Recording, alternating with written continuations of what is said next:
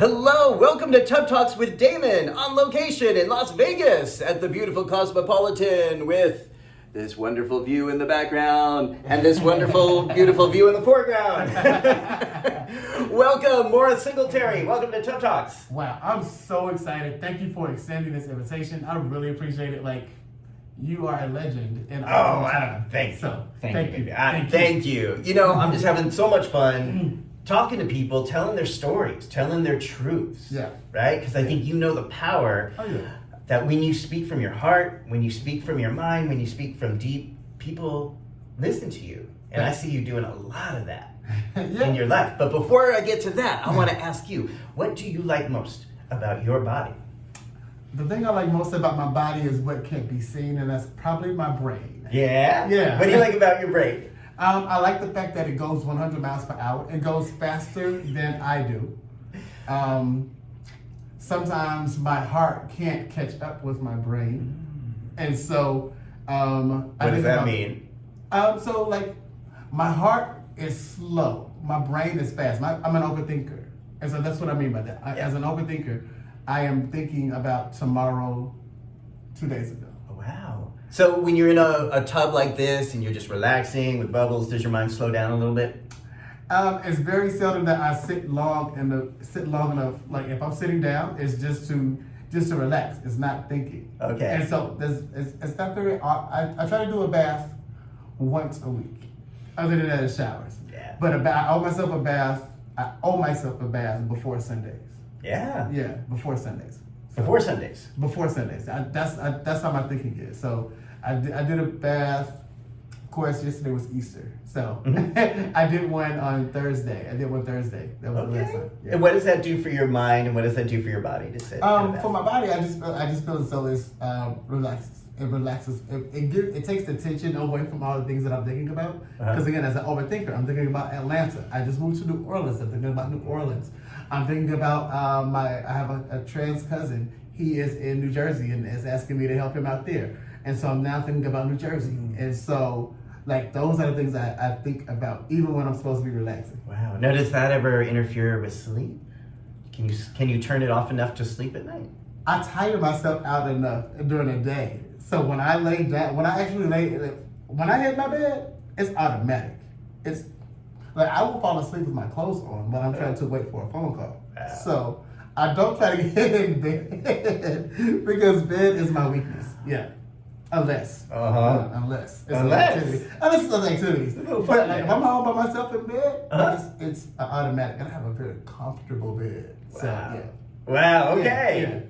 So this is so great. I'm so glad to have you in the tub. We are here in Vegas for the Biomedical Prevention Summit. Okay, yes. I'm going to pull this for you if you want some juice. Thank you. You have that. So we're here, and this is a conference where people from around the U.S., mostly the U.S., gather to talk about all these things related to HIV mostly HIV prevention, but the different biomedical tools we have to prevent HIV. Awesome, yes. And this is the first time you've been to one of these. This is my first one. I am finally at the Biomedical Summit. Man, can I tell you, a lot of the work, although I'm HIV positive, and this year will make 17 years. Yeah. I don't want people to get it. I remember, and I have a new video, the way I start my videos off. This is Morris, living and winning and thriving with HIV. But because I'm talking about it, it does not always mean treatment and or care. Because before I was HIV positive, I was negative. And so I remember those days. I remember those times. I meet a lot of negative HIV negative people. And so for me, although the medicine works, and the medicine is wonderful, clearly, I got body now, because this medicine works, I also want people to not get it if they don't have to, and they don't have to. Yeah. From PEP to PrEP, I'm always having conversations. In fact, my best conversations are with my Lyft and Uber drivers.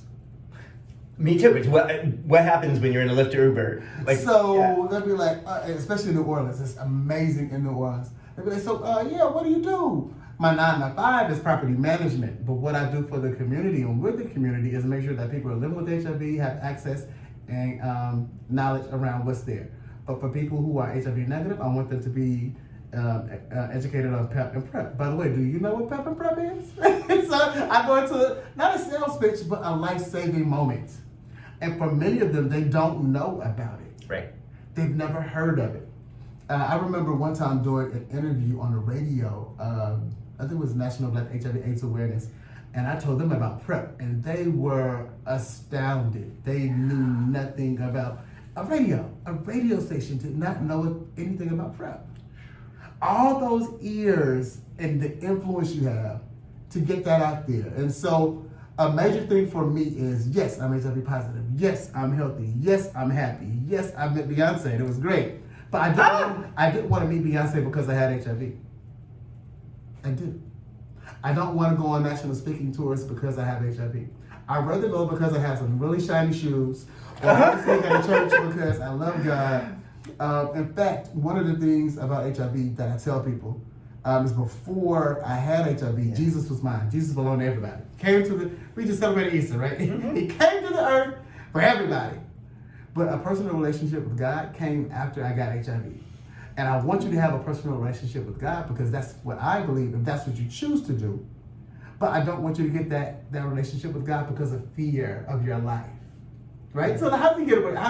How do we secure that with you, right? And so a big part of my talks deal with being Black, male, Christian from Georgia having HIV. Yeah. And what happened prior to me getting HIV. Which was? We didn't talk about sex in my family. We didn't talk about sex in my church. And so the two of those things are huge. Now, let me go to the barber shop on any given Saturday. Yeah. And the barbers and the men in there are lying about their sexual escapades. And as a young man coming from a single parent home, I got to keep up. So I'm trying to keep up. And it was, I wanted to remain a virgin. So when a guy came up to me, it was easy to be like, this ain't wrong. It is, but it ain't. And then when I figured out how wrong it was according to what my faith said, not necessarily what I necessarily believe now, but what my faith said, and it probably still does say, it was a thing to where I was very risky. It became a sport for me to have sex unprotected and not get HIV. I was dodging the bullet at at least I thought I was. Mm-hmm. And so... So just so clear, so in the church's eyes, if you're not having penetrative vaginal sex, penis and vaginal sex, you're still a virgin. Is that correct? No. That's my definition. That's more, okay. Right. So by having sex with men, at the time, it wasn't like violating.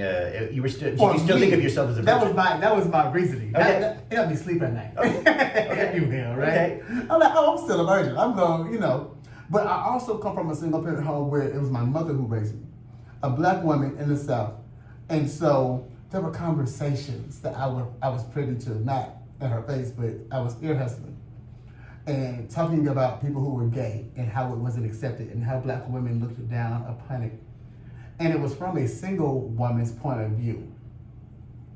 And I had to understand that as I got older, what that meant. What was the single woman's point of view? At the time, in Atlanta, where Atlanta was booming and growing with African Americans, what woman doesn't want to be married? What woman doesn't want to be married and have kids and live that life? That life, whatever that life was or is. I think it's a little bit changed now. Women are more independent, more powerful, and don't necessarily need that life. Yeah. So, but back then, especially with HIV on the scene and down low men, it was, first of all, not my child. That was number one. And then number two, and even if it was somebody else, they wouldn't be allowed in my house. That was your mom's thinking at the time. And so that was hard for me. It became more of a sport though. Like how much can I get away with? Like, okay, so sex kind of became a sport that you could... Oh yeah, which is why, unfortunately, it had no soul ties for me because I was like, I'm gonna do the most I can with what I can, when I can, where I can, how I can, because I can, and I did. Mm-hmm. I did. I was a man whore. And like, how old were you at the time? Ooh, I started playing with boys when I was 20. I'm 46 now. Yeah. I ain't new to it. I'm sure to it. Yeah. So were these people you would meet in public places or bars or clubs? This is sort of before the apps. It was friends. Okay. I don't got no game. At least I don't think I have game. Game as in walking up to somebody and just saying, hey, you know what? Ooh, you look good. Them jeans is painted on you or something. I don't have game. I just know to be like this. Hey, you look good. You want to have sex? Sure. And then we're like, you bold? I'm like, why not? All you can say is no, but you're not gonna say no. Okay. And then I would do it. Like, so you would have anal sex with people that you were asking them for? Yeah. Okay. And then it became really interesting because it was my friends and I who would have sex with each other. And so it was like, oh, we didn't have to go look for it. It was, hey, what you doing? Nothing. Come over. Cool. Come over could mean a couple of things. It didn't mean that we always were going to have sex, but we did. Were you enjoying it at the time? Oh, of course. Because like it was very understood because if you had a boyfriend, then we kept it away from him. I mean, I was not the exemplary Morris that you know now. It was a lot. It was a lot. Thinking about on it, we were very sexually hungry, and I think that probably filled the need or void for some other things, probably intimacy, which is now what I long for now. I mean, sex is still easy to get, no matter what city you're in. I'm excited to go look on my apps when I get up here. Yeah. But that doesn't mean that I'm going to have sex, right? But you were saying, but there wasn't intimacy in these encounters. There were intimate things that we did. We kissed. Yeah, we held each other. But after somebody climaxed, it was over.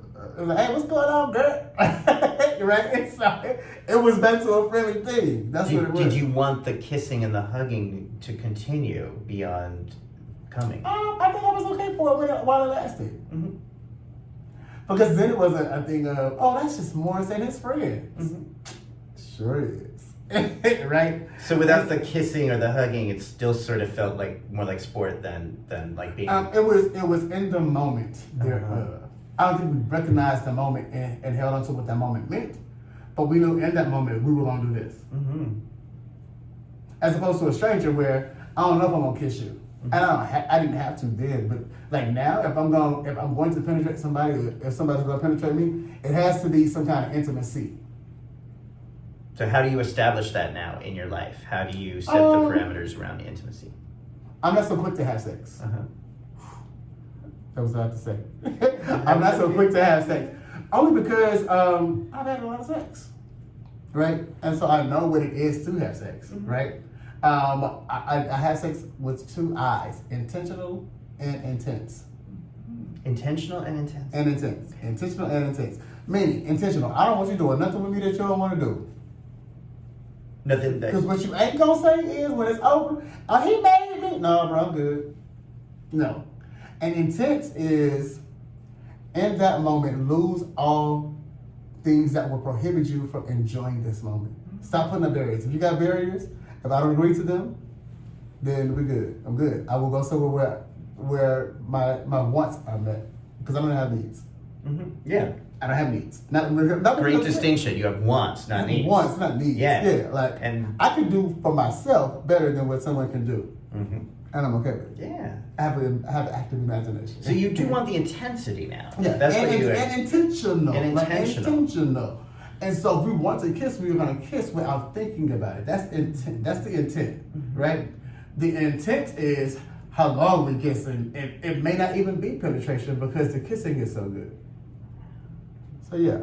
Okay. So now you know how to set those parameters. I know how to, and I know what I want, right? Uh-huh. Sometimes I don't want to kiss. Sometimes I just want a hug and lay naked beside somebody in the bed. Yeah. I mean, it's gonna lead to something, but I mean, in all honesty, it's a what do I really want, and am I going for what I really want? It's setting a goal and reaching that goal. If you don't reach it, then keep going until you reach it. Don't settle. That's my story for me. Beautiful. I'm so glad we're talking about this, because what I say is that, okay, a lot of gay men are getting better at saying how they want to get fucked. And I think partly thanks to PrEP and You Equals You, there's more of a dialogue now. I do this or I don't do this. Yes. People can talk about how they want to be fucked, but rarely do they ask for how they want to be touched. Yeah. Like, that's still not a regular part of our conversations. I think that comes from with men, that men aren't supposed to touch. Like this right here. Like this. Yeah. Touching here. It's friends can touch. I'm nervous. I'm so nervous. I'm a touchy-feely person, right? And so for my heterosexual friends, especially the new ones, they be like, "Hey, Morris, let's hang out." And they do all this. I'm like, "Okay." Like, you keep touching me. I'm not responsible for what happens. Right? So I would dare to say, in some instances, heterosexual men have accomplished intimacy more than gay men. Interesting, because they're more like they can touch each other more. When again, it's in the intentional part of being who they are, which isn't sexual all the time. I'm not going to say this for the majority of men, but for a lot of men who are same-gender loving, sex leads. Mm-hmm. And because sex leads, it doesn't include intimacy. Right.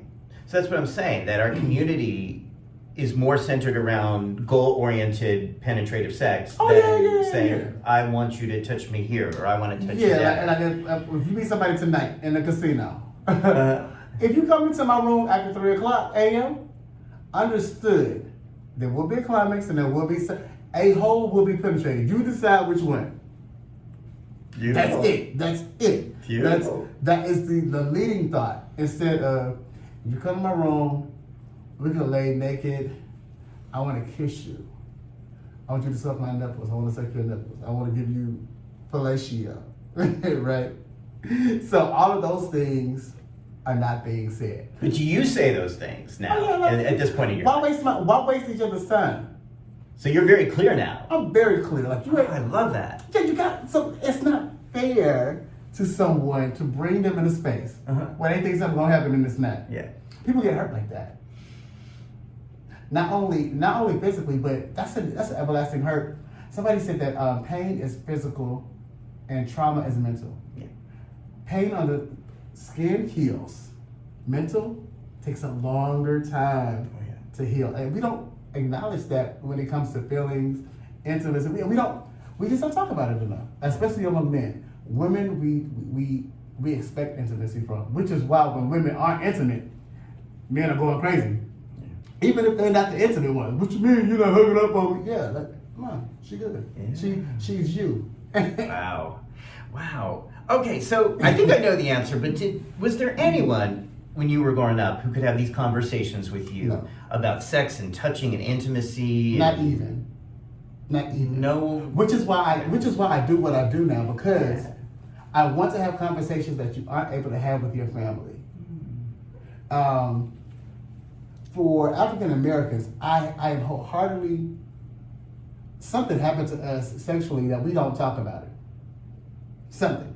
Okay. Whether it was on the plantation, whether it was before we got over here to America, something happened to where we do not talk about sex. And we assimilated to what we thought sex should be because we wanted to fit in somewhere. Is that religious based, in your opinion? A little bit is religious based. Some of it is just people watching or cultural watching, if you will. Right? I look at three different generations. I look at a grandmother, I look at a mom, and I look at a daughter. Each of them are having sex for different reasons. The grandmother had sex so she could have kids to help till the land. The mother had sex because she actually fell in love. And the daughter is having sex because Cardi B and the City Girls are saying do it for money. That's a difference. And we've never had that conversation of what sex means per generation. Yeah. It's huge. So that's what you are talking about. That's the goal. My goal is to have generational sex talks, which aren't comfortable. I love that. I want to have generational sex talks, and that's just what I said for the females. For the men, it was totally different, because our grandfathers had two families in the same city and supported them. Oh, wow. Our fathers had sex maybe because drugs were involved. And we having sex because it's drugs, sex, and rock and roll, right? It's all for the celebrityism of it all, or the clout chasing, because, I had sex with this person.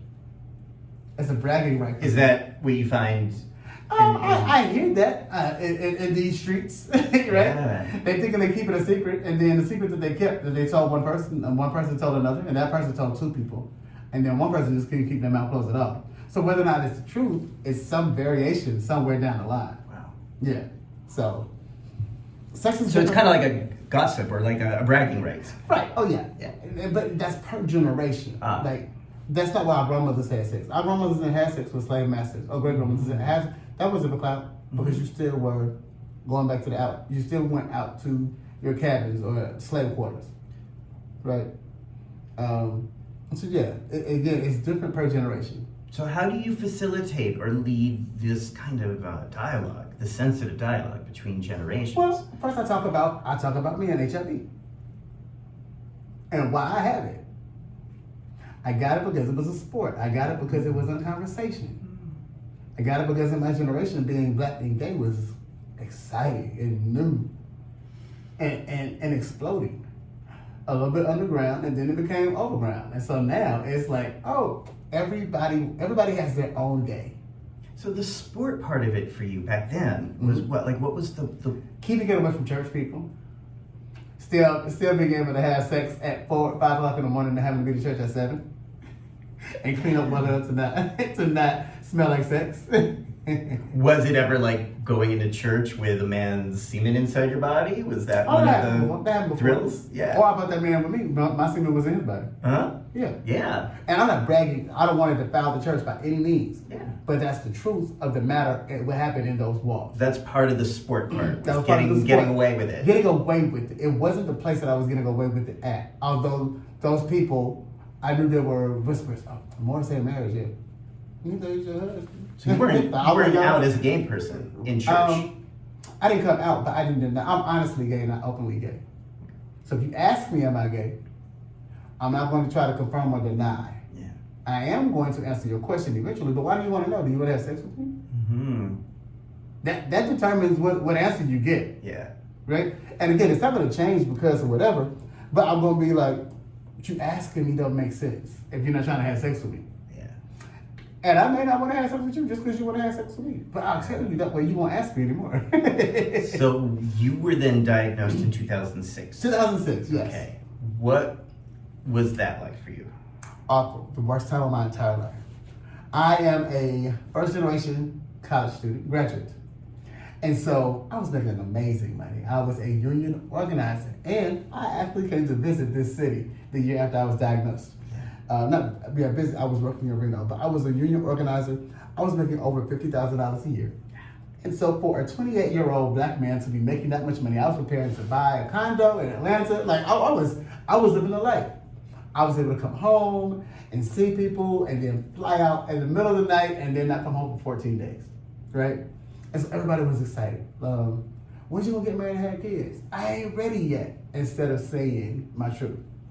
And so I got sick and I could not hold any food down. I was like, oh, this is a bad stomach virus, right? And then it went to thinking, my mom had colon cancer prior to me being diagnosed. And so I said, man, if it's cancer, I don't want to find out.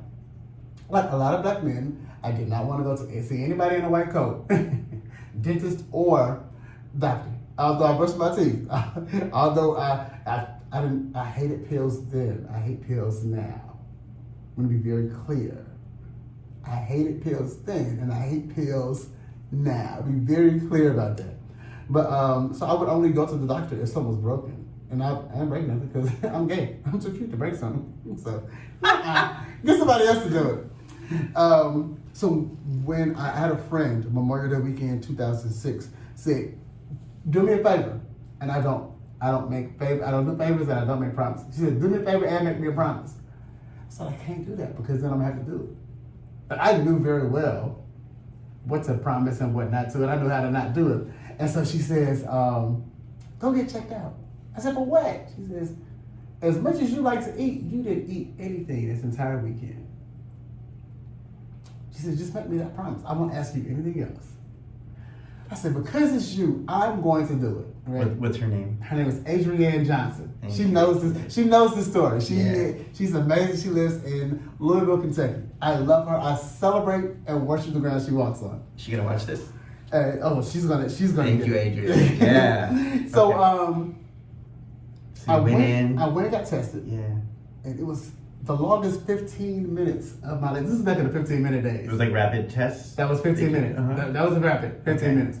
So I'm sitting in this doctor's office. Oh, I hate pills and I hate needles. Mm-hmm. All of which have to be a part of my life from henceforth. So they take my blood and I'm waiting. I counted every hole on the wall.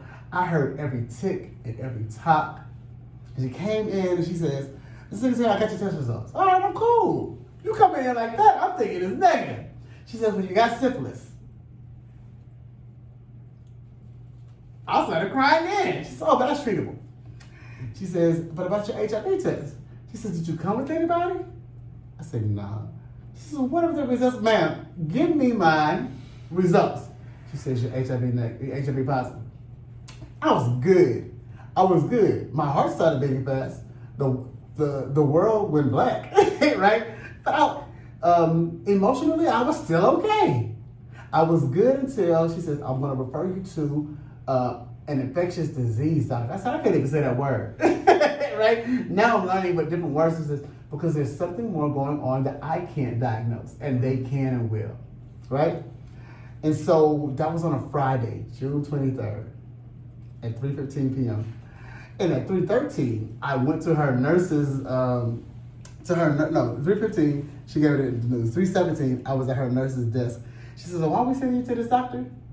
I said, "Because I just tested positive," and I didn't know I had so many tears. I didn't know I had so many tears. And so immediately they put me on a 2-week, I couldn't go to work for 2 weeks. That's how sick I was. I was so sick. I had cryptosporidia and giardia.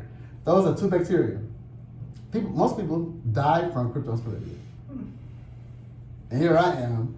I had it happen really bad. So you had probably had HIV for a while. Oh yeah. So doing the math, HIV doesn't turn into advanced HIV, which we call AIDS, not full blown because it ain't low blown. Yeah. But it turned into AIDS.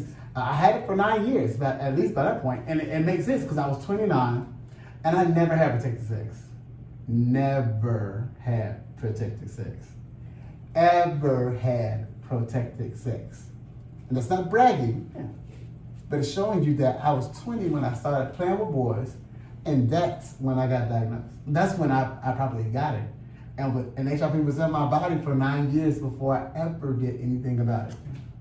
So it was emotional. I had to get there through a PICC line because I wasn't able to eat. Like, it took forever. They did all kinds of tests. They did endoscopies. And how were they treating you during this process? I was taking 23 pills. 23 but I mean, I'm sorry. I mean, how were they acting toward you? Were they being polite? Were they being respectful? So I had great insurance. So I was at a private doctor. Okay. They were amazing. Good.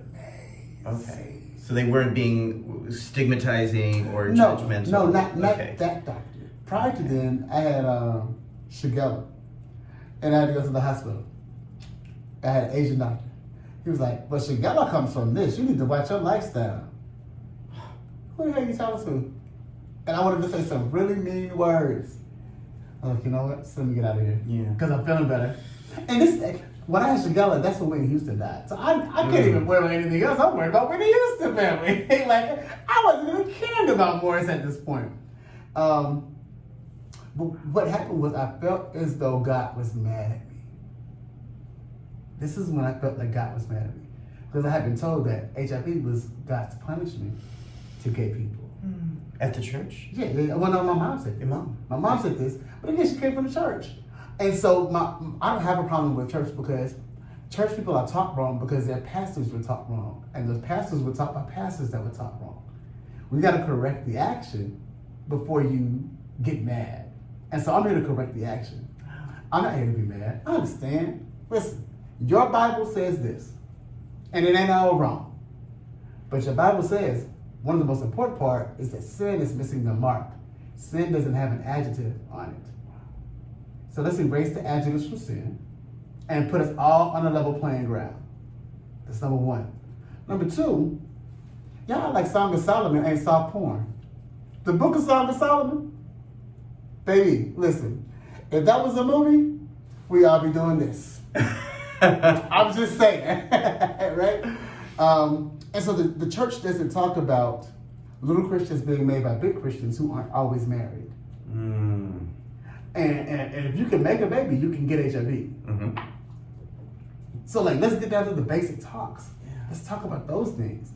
And more than anything, let's talk about healing, right? If you don't, let's stop looking at the behavior, what they call behavior of maybe what somebody did to get HIV or contract HIV, as opposed to loving them and let that heal. The science works. We know this. 17 years this year. Clearly the science works. But it's the love that heals. Mm-hmm. And I got better love outside the church than I did inside the church. And I wasn't going to let the church, of which I love, go down in flames. I'm not going to do that. So I don't mind being a black, Christian, gay, HIV living, thriving male in the South.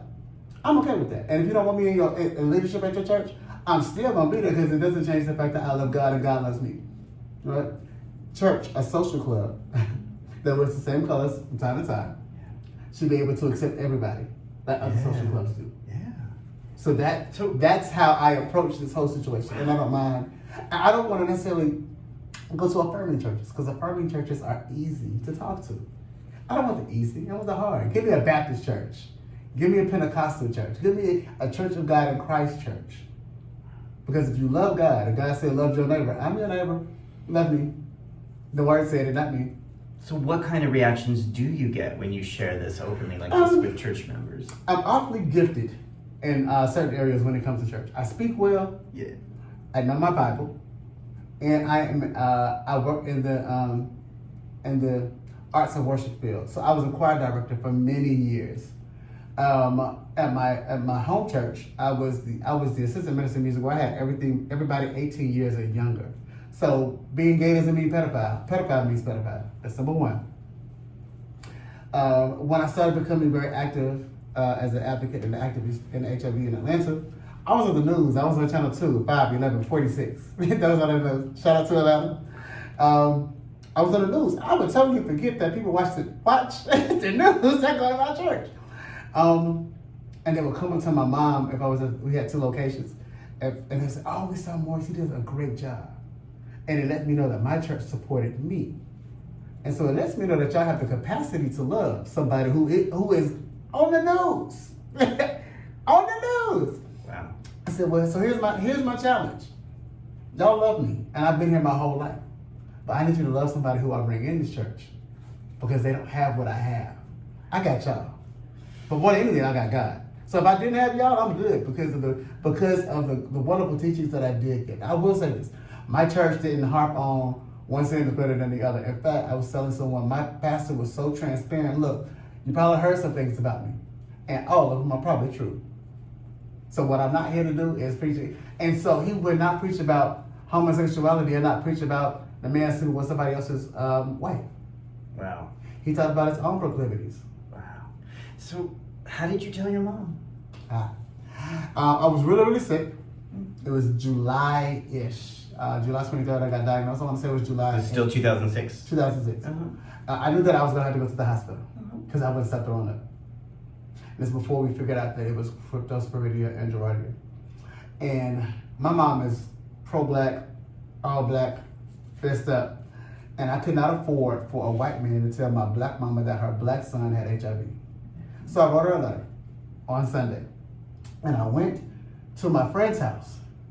And I waited, and I was so sick, and the stress and anxiety got me so bad I began to throw up. Then like, I couldn't contain anything in my body, and so I really messed up my pants and everything else. So he washed my clothes for me, and I sat in the bathtub. So sitting in this bathtub, it's very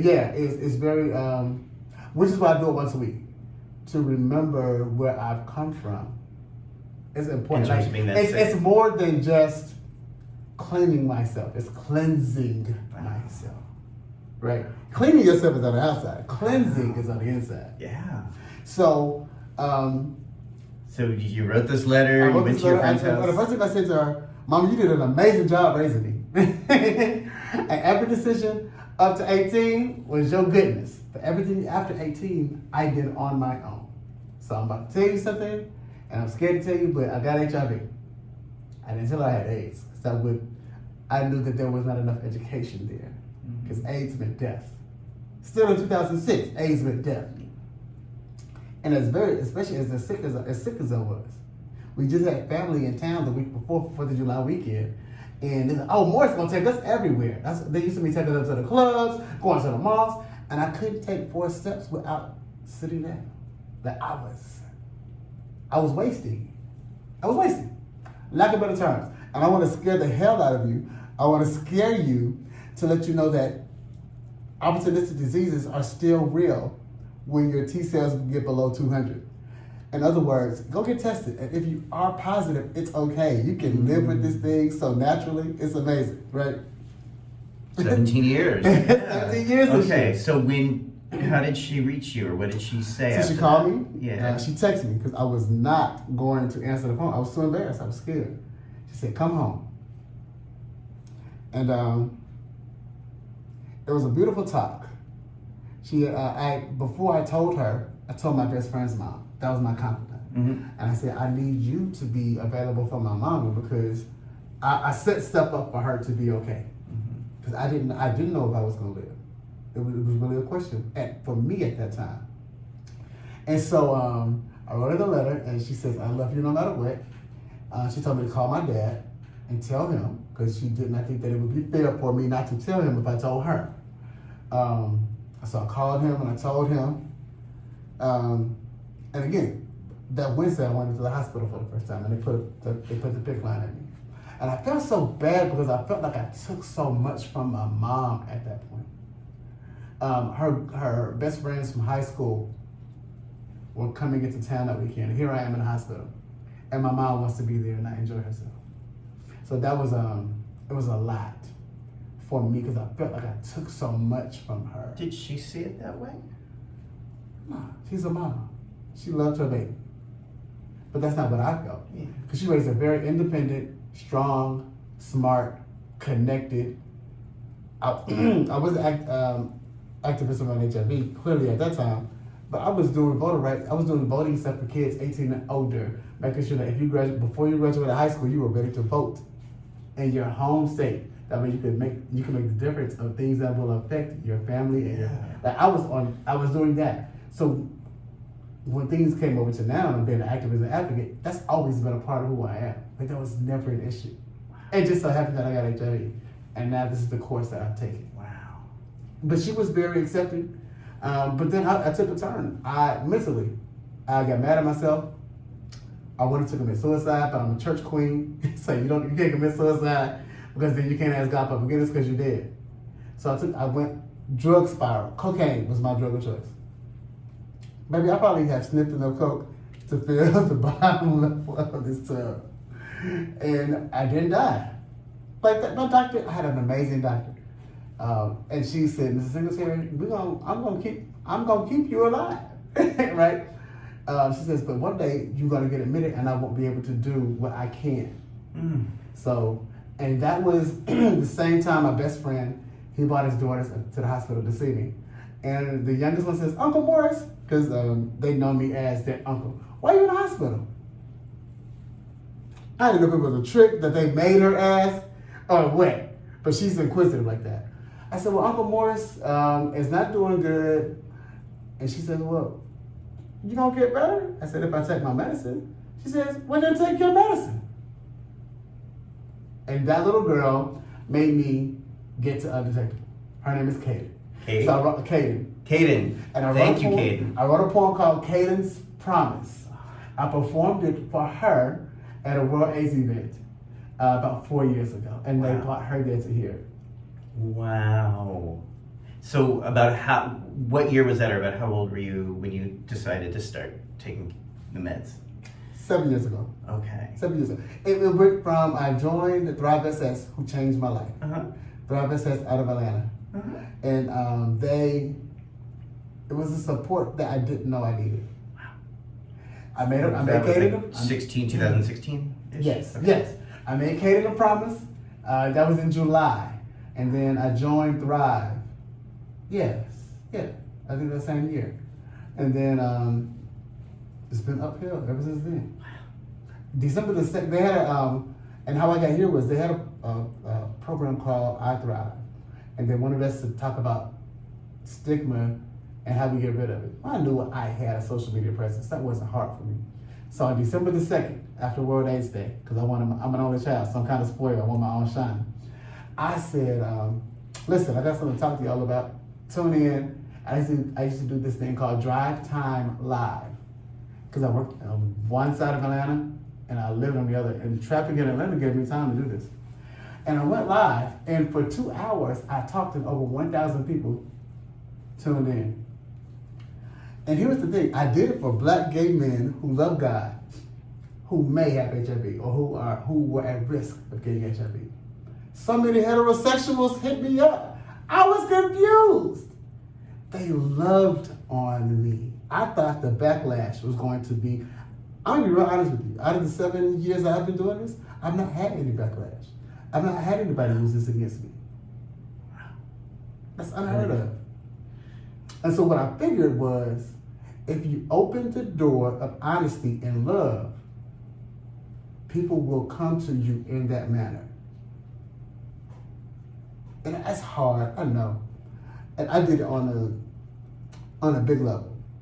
Everybody starts to do it like me. I always hear people say, oh, I want to be like you, Morris. First of all, understand the sacrifice and the capacity that I have to do this. Mm-hmm. I knew that I was going to live a public life when I wanted to run for office ever since I was young. I still want to run for office. Yeah. 2028. But I knew that I was going to be a public figure. You don't have to be a public figure to do this. Maybe you do it within your family. Sure.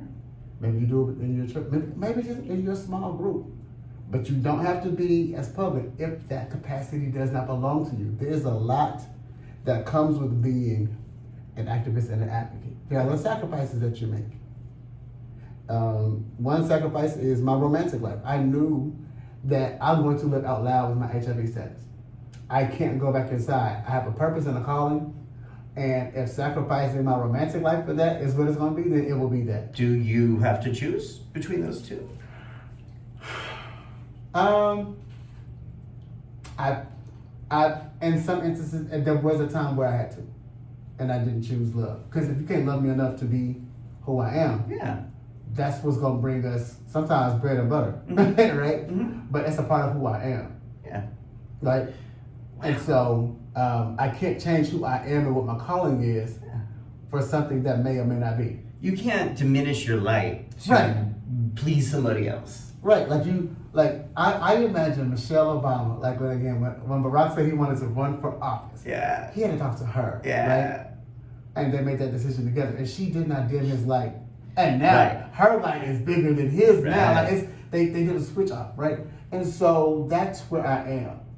Yeah. I am at a place where I'm too far in this game to turn around now. I'm not turning around, and I'm doing very good work. I finally can pat myself on the back for doing this. Okay. But thank you. Yes. Man. But I would choose this every day and twice on Sundays before I choose love.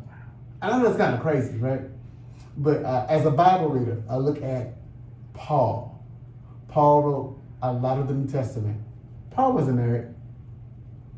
Paul was not married at all. It's so many people's sexuality in the Bible that I go, you suspect. But I do that because it makes me feel better at night. It helps me sleep. But they did their calling and their purpose, and they did not have a better half. But do you think that's always going to be a choice you have to make? Can you have both of those things? I can. I haven't met him yet, though. Okay. Whoever he is. Okay. And I hope that I open enough to receive that love, right? I have some wounds that I'm dealing with just from love, period. Not knowing what it is, not knowing how to handle it, not knowing how to receive it. It's easy for me to give, but it's hard for me to receive. And that's not fair. That's not what love is about. Love is receiving as well. Mm-hmm. And so that's still something I battle with. As much love as I give to people, and I give a lot. Somebody called me and told me, oh, Morris, I just got diagnosed. First of all, let's talk how you feeling. Mm-hmm. I don't even want to talk about nothing else other than how you feeling. You want to scream? You want to cry? You want to drink? What you want to do? Let's do that first. Because once you get that out, then I got some stuff to tell you, and then let's go to your first doctor's visit together. Let's do that, right? So I give myself 100% and I wean my way off of them. So like that's the thing that I'd rather do that than be in love. Than to receive. Well, I'm learning when to ask for help when I need it. How are you learning that? I have a circle of 5 friends. Okay. And my 5 friends have been there since I've been diagnosed. I told all of those 5 friends within a year of me being diagnosed. And they pledged to make sure that I stay alive. So. Okay, so how does that feel to receive their love in that way? Woo! It's amazing because it's not always easy. Yeah. And so it's easier for you to give. Well, no. So there was a time where I relapsed and cocaine entered my life again, and I was very honest with them. And I said, "Hey, y'all, I did this, and this was the result of it." Baby, I got cussed out. I got loved on. Each of them are a level, and it went from I'm tired of this shit, Morris, up to hey, let's start over again. Mm-hmm. So I had that whole spectrum. Wow. And this year, it was last year that happened, to be real honest. It was last year that it happened. And I said, I'm not running away from it. That's why I'm coming to y'all. Mm-hmm. And they said, you know what you're going to get. And they started it off like that. And I had all 5 of them on the phone with me. Mm-hmm. And so, but it was a beautiful thing because the one who I was hurt by the most, because she was so direct. I got a chance to see her 2 weeks ago in New Orleans, and I told her how I felt. And she said, "What you thought you was gonna get?" She said, "I still love you, and I'm proud of you." She says, "And I ain't going nowhere. Just know that I'm not for the bullshit." Beautiful. I love it. Yeah. It was the last piece of healing that I needed to move past that, and that was a year and some months later. Wow. So. You're able to give love and receive it from friends who love you, but in a romantic relationship. I'm not romantic. Okay. Not that I'm emotionally unavailable. I just have to free myself and forgive myself. Like, part of my HIV walk is still forgiving myself. As much forgiving HIV. I am black, educated male, first in my family to do this. How the hell do I get HIV? What you explained. I know, right? Yeah. But I know better. I knew what condoms were before I even had sex. I have. My mama put a bag full of condoms in my sock drawer, and I opened it up and I saw it. I was like, close the drawer immediately.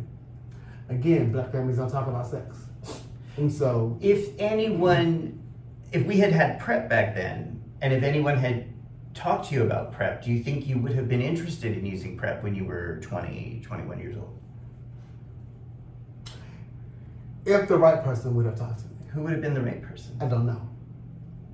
And that's what I want to be to people. I want to be that right That's person. what I'm thinking. That's what you do now. Let's say at church, if there had been anything about it, any information, any regular discussion, would that have, do you think, had an influence in your decision? It could not have been from my church, because that's too close to home.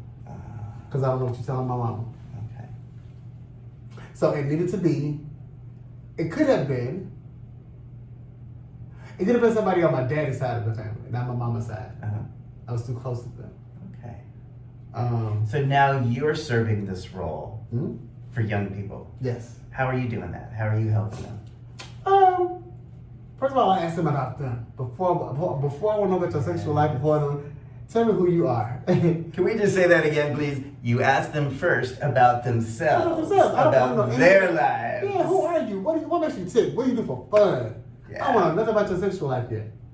Once I know who you are, it then gives me a picture of how to have a conversation with you. What I can relate to you when it's time to talk about what prevention looks like. Uh-huh. What it looks like to be honest with you and tell you, how honest can I be with you? Can I tell you that I've been on drugs? Because I don't want to trigger you. Right? And so the thing is, now I'm being an engineer on how I do this. Now, to have a talk with somebody is not cookie cutter. I think that's the word, right? Mm-hmm. Yeah. And so I have to. It's like medicine. Everybody's like, some people take 4 medicines a day. Some people take 1 medicine a day. I want to adjust to where you are and get you to a place. So I want to know who you are, what you like. Before sexual stuff. Who are your friends? What are your friends like? That would determine what happens next. Yeah. Because your friends may not be about this whole talk. Yeah. So yeah, so you reach people at, is it through an organization or through bars or clubs or social media? Like, how do you? Every freaking where. So I went to social media because social media is it's social. It's media. Right? It goes places that I can't go personally. I remember the very first person I went to USCHA 3 years ago, and prior to the pandemic, the year before the pandemic happened, and somebody said, "Hey, aren't you more Singletary?" You said my first and last name, so I got it. And this young man said, "I watch all your videos." I started crying at that moment because I don't know who's watching. Right. I don't see the numbers right I can away. relate to that. Yeah. And I don't go back to watch those numbers. Yeah. I do the work for the work to do itself. Like after I've done my job, then I want to release it in the air. Wow. Do you kind of said this earlier, but what is your relationship with God like today? Oh, it's so good. Do you It's so amazing. So you mentioned trying to forgive yourself, but do you think God forgives you? I know he has. Okay. So God forgives I know you. he has because of his word. I believe his word. His word says when you ask for forgiveness, it goes into the sea of forgetfulness. Okay. Right? So you feel that. That's what God does. That's okay. what I do. I don't have a sea of forgetfulness. I don't. Right? That's what people say, "Oh, I apologize for saying so and so." Please don't apologize. That insults my intelligence because I can't unhear it. I don't want people to apologize to me. Yeah. I can ask God for forgiveness though, because that's what's going to get me closer to him. And that's what I believe anyway. Yeah. And I believe that that's also what gets my prayers heard. And so if I'm praying for other people, I got to ask God for forgiveness of my sins because I'm praying for somebody else and myself. So yeah, I think that my relationship with God is good. If you ask me what my relationship with myself is, it's getting better.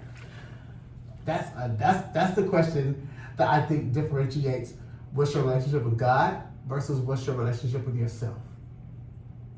Do you feel like God is part of yourself?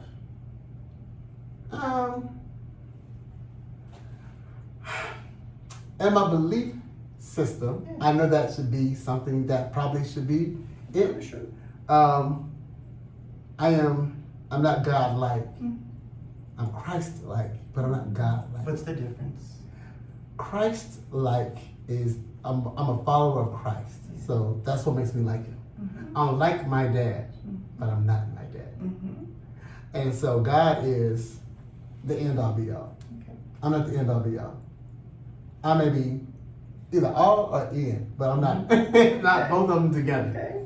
Thank you. And so I value God as in the one who's forgiven me for HIV. Forgiven me for my sins, not HIV. I used to hate when people say God gives his toughest battles to his toughest soldiers. I was so pissed off when somebody told me that. It's like, the hell I look like? I ain't even inoculated. That's why I didn't join the army, armed forces.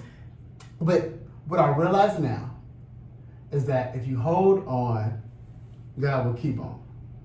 But you got to hold on in order for God to keep on. Yeah. So that's where I am today. I'm holding on because God keeps on. And holding on to that connection with yourself. Holding on to the faith. Holding on to the resources that God has given me. Like, people want miracles, and sometimes it ain't even a miracle that has to be done. He's giving it to, like, here, and it ain't even a miracle. Miracles come from when they said I had 90 days to live, and now it's 17. That's the miracle. 17 years later. Today. 17 years later. That's the miracle. Yeah. But the miracle is not prep. The miracle is not big target. The miracle is not aptitude. The miracle is not the Devado. That's what he's giving. Like, here. It's here. Don't worry about it. Right? Take it. The miracle is when you don't know, when you don't have, and you get a chance to do it. And now, look at you. The miracle is a process. Right? So the miracle is, get on your meds if you did have 0 T cells. If you did have close to 1 million copies of HIV in your blood. Right? Now, undetectable. I'm doing real good. Like, undetectable. Listen, I'm excited about that. Yeah. But at the same time, I want people to know miracles are a continual thing as well. Like, don't stop just because, right? Yeah. An angel doesn't stop. A bird doesn't stop flapping the wings to fly just because it's in the air. It has to keep flapping its wings in order to continue to fly. That's what medicine is. You got to keep taking your medicines in order to fly. Beautiful. I love this conversation, and I'm so glad we're having this, because, these again, like, I wish at conferences, these were the kind of dialogues that were more sponsored and encouraged. Real dialogues about sex and about how we feel about ourselves and our connection with spirit, or however we define higher power. Right? Yeah. And I tell people, now, God is my go-to. Yeah. It does not have to be yours. This is the greatest thing I love about faith, about what faith ain't and what it is. It belongs to you. It's like a prescription. Your prescription is for you. Yeah. I subscribe to Christianity, even with its faults. And so with that, that's what I do. Beautiful. Is there anything I haven't asked you that you want to make sure people know or understand about your thoughts, feelings, of spiritual practice? God reigns on the just as well as the unjust. And we are all both. Uh-huh. Sometimes at the same time. The just and the unjust. Yes. Whatever that looks like to you. I also want you to know that God created you. And anything that God created, He loves. And that's it. Like, don't let anybody fool you into thinking that God is mad at you. That God, I will say for every action there's a reaction. And so just watch your actions. If you want your reactions to be different. And that's not a God thing. That's something, well, it is a God thing. God created everything. Just so if you turn on heat, it gets hot. It's just that simple. Thank you. Thank you so much for taking time. This is amazing. To talk with me and sit in the tub. And I also really appreciate the significance of what tubs mean to you, and for sharing Thank you. what tubs were then and now. Yeah. I think, in my opinion, this is how I see it. We have a light in us. We have a God within us, or a version of God within us. Yeah. And I think when we really allow it to shine, really beautiful things can happen around us. Now, that doesn't mean we control what happens around us, but if we can do that work to be lights, especially in the midst of difficulties, that's often how I think we get through this crazy thing. And I see that in you. I see that light that you bring. That's one of the reasons why I was like, Morris, I gotta get you in the bathtub. Because it was like, when I see you speaking in person and in the videos, I'm like, that light is so there. And I know people feel that. I know people resonate with that. So thank you for using that light. I mean, and just letting that be, so that the words you use and the messages you teach about can come through so much clearer. Thank you. And I see you doing that. That means a lot coming from the people, but it means more coming from you, because I look at you and your influence and the work. You've done work that will help people that will never know you. Thank you. And that's how I want to be. So you set the bar. And you're doing it. You're already getting people saying, Morris, I love your videos, and you don't even know them. So, yeah. But thank you. I feel that. I really appreciate that so much. If people want to keep following your work, see what you're up to, what's the best way for them to do that? All right, so the Positive to Positive Initiative, POZITIVE, the number 2, POSITIVE. If you put Positive to Positive in Google, you will find me. That's how you find me on Facebook, TikTok, and Lemon 8. I just joined Lemon 8. So what's that? Lemon 8 is TikTok not banned in the U.S. Oh, okay. And all of those links that you share will be right under this in YouTube. So if you're watching this on YouTube, check out the links right under this interview. And if you want to update those during the year, just let me know. All right, and more Singletary on Facebook. Like, just find me. Come into my DMs. I will answer them. Come into your what? My DM. All right. We're in Vegas, so I'm sure a lot of people will. Yeah. What happens if you Vegas? Depends. But thank you so much for taking time. If you like this interview, subscribe, watch more TUD Talks. There's over 100 of these episodes now, and just keep these conversations going about health and mental health and spirituality and family. And I think when we do that, it's just a wonderful thing. That's why I'm doing this. Yes. All right, baby. Thank you so much. Thank you. Love you. Thank you for watching. Bye. Bye.